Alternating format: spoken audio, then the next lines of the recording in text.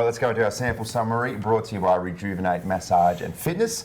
We're getting straight into our moment of the week. We want to talk about the Crows' first quarter on the weekend down at Noarlunga. This was just an absolute goal fest. It really was. They won the toss. Kieran Strachan won the toss. They kicked with the breeze, and we see a nice finish here. 7 goals, 3:45 to 1 behind at quarter time. Now, it was probably a 4-goal breeze, but psychologically, you go in at quarter time, as South Adelaide players going, we're kicking with the wind, but we're almost blown out of this game already. Yeah. It was a bad start for them, a great start for the Crows, and they continue rolling.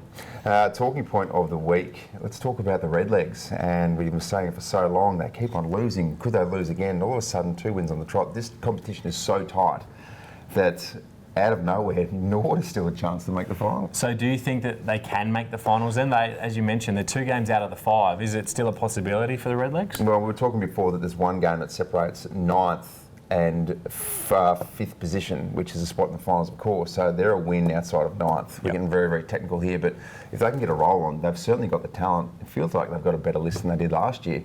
And they're probably one of those sides who it looks like they've just clicked.